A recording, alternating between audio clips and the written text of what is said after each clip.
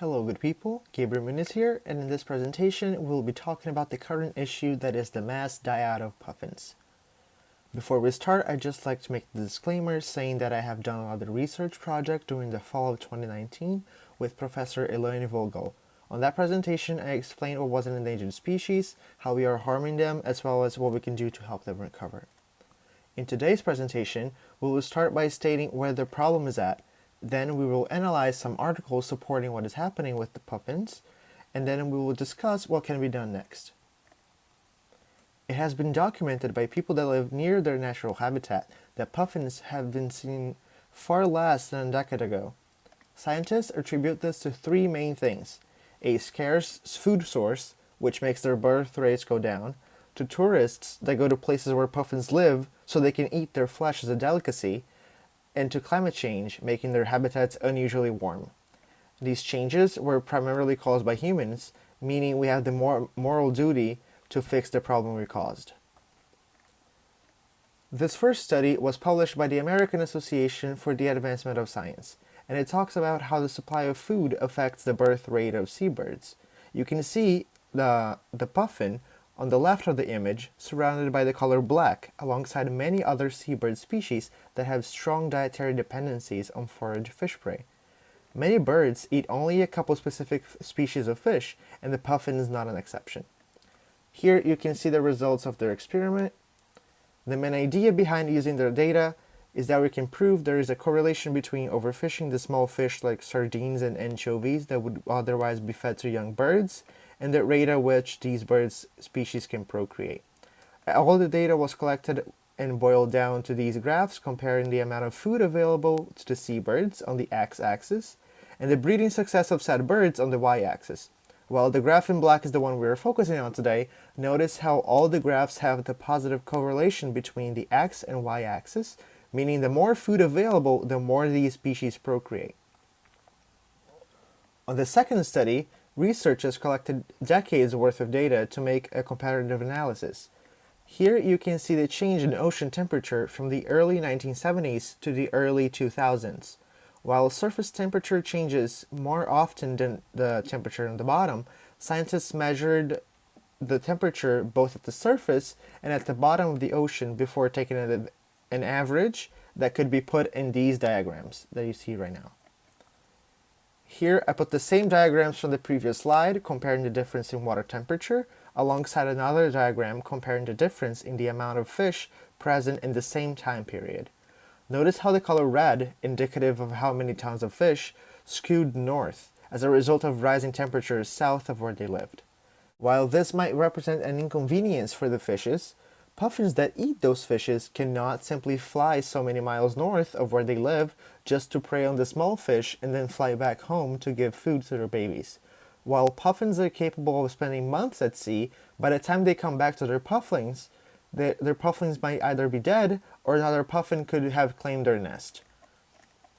The next study we're looking at is about the unusual mortality of tufted puffins that happened in 2016. This research was made because people reported beachings happening in Alaska, and scientists wanted to answer the questions: why did these puffins die and where did they come from?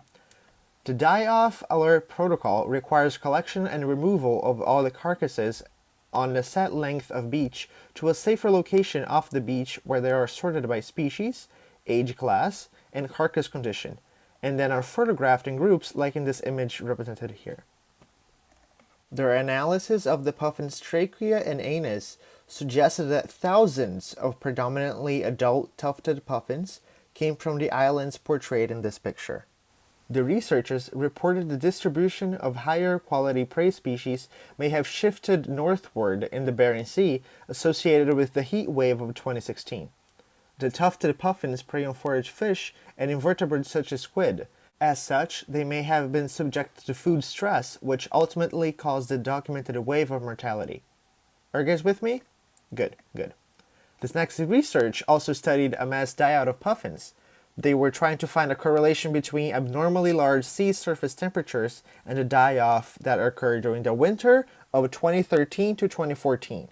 An exceptionally large die-off occurred during the winter where a total of 54,982 carcasses came ashore from Portugal to mostly along the French coast. 54% of those marine birds were Atlantic puffins, while 29% were common murres. However, this number is likely to be a large underestimate of the final death toll. Most mortality was attributed to starvation, perhaps precipitated by a powerful storm and difficulties foraging due to the lack of fish prey. Here's an image they provided showing how heat waves can affect marine birds indirectly.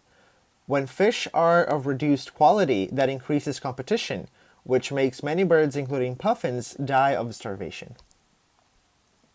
My final source is a study published by the New York Times, where a team of researchers started looking into puffin disappearances. They followed the lead of locals from Lundy Island that pointed out to them how they were seeing a lot less puffins than they did a few years back.